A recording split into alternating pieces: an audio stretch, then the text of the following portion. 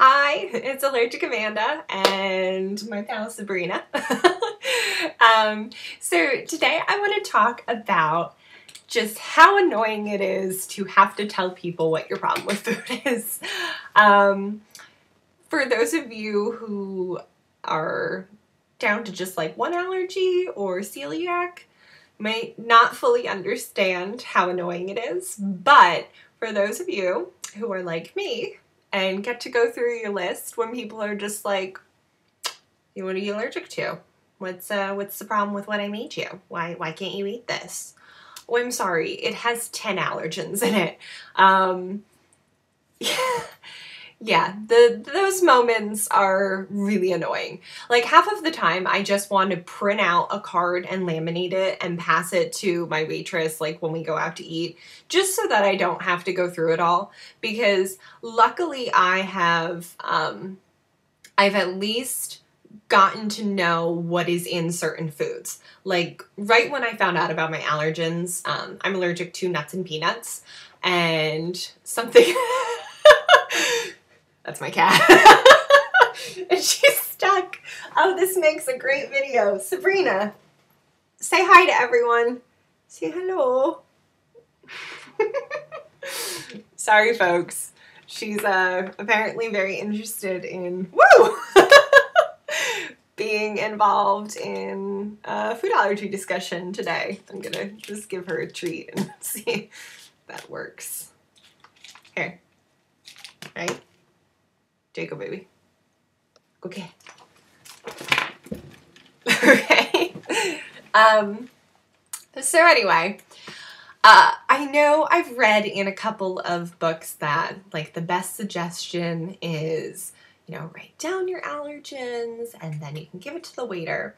But I don't know about you guys. I'm afraid that if I give someone my list, they're just gonna spit in my food for the hell of it. Like, I don't know what I would do if someone just handed me a massive list of foods that can't be touched. I'd probably have a panic attack if I were my waitress. Like, so that's why I take it upon myself that if I want to go out to eat, it's my own risk and my own treat to myself. So I have to know what I'm doing. So when I first found out about all of the allergens, we went out to Red Robin, which I talked about in my last video, I think.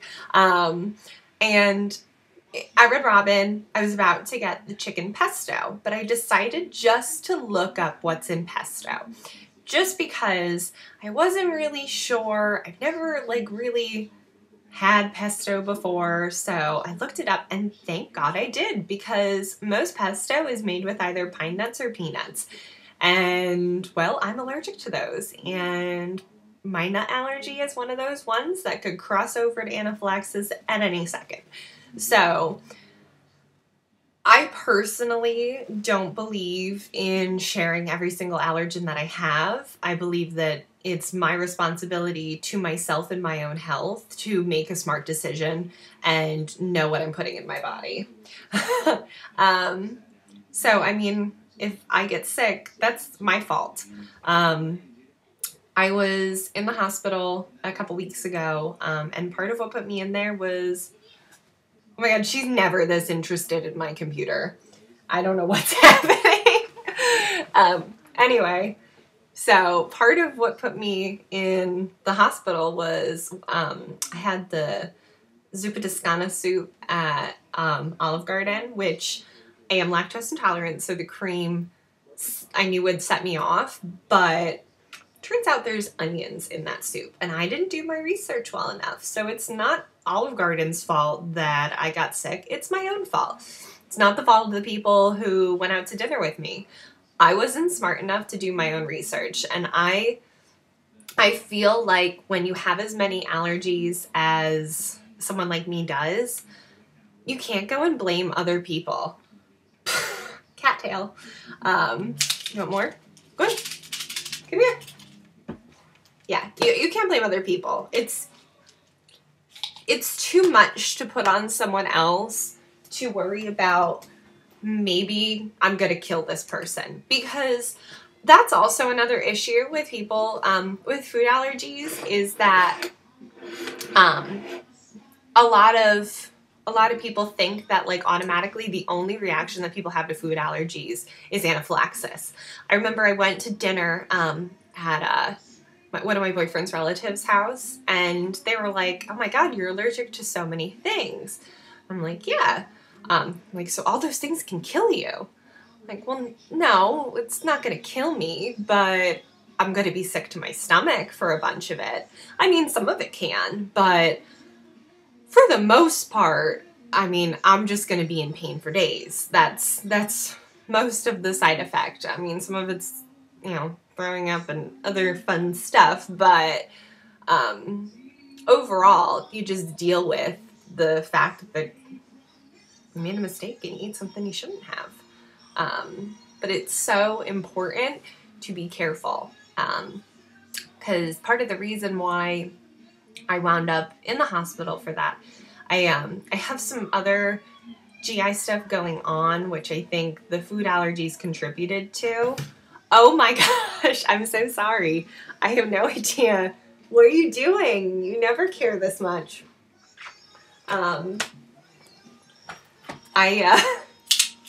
Here, see if you can get into that.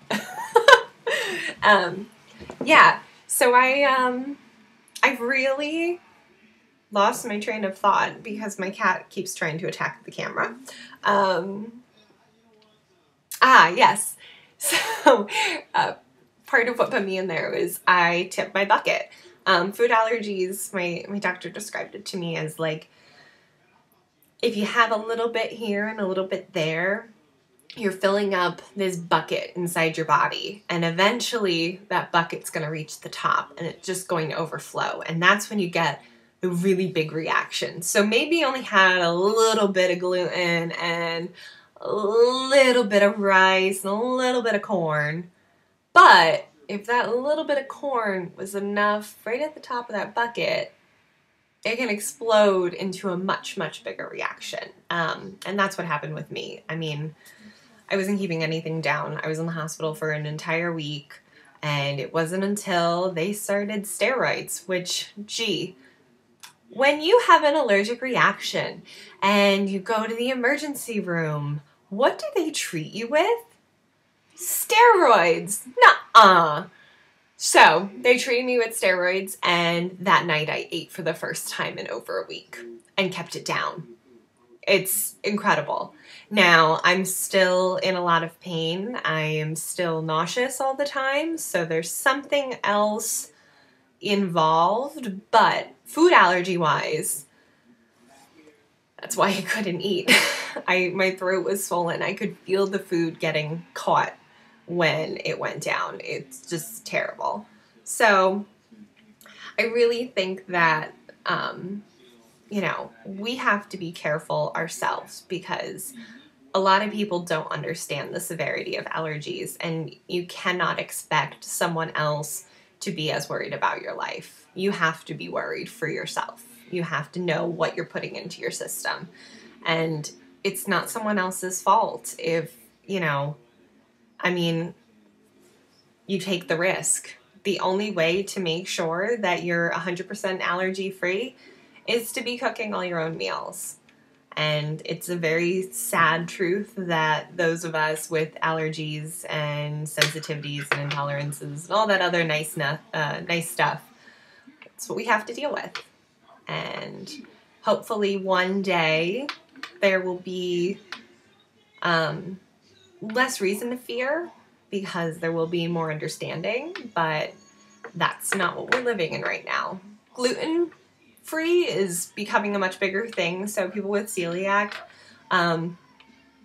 they're at much less risk than they used to be, and that's fantastic. And I'm so happy that at least part of the allergens that I deal with and the pain that I deal with is taken care of. But I know that's not everyone, because there are people like me who some of the stuff that's gluten-free is made with the stuff that I'm allergic to. Hello, nut flour. Hi, corn flour. Like, I can't have gluten-free pasta unless it is quinoa pasta. And most quinoa pasta is made with corn flour too. You would think that it would just be quinoa because of the name, but it's not. So we have to be careful for ourselves. You may disagree with me. Feel free to comment and we can have a nice discussion about it. But that's just what I've come to learn, is that I have to look out for my own self.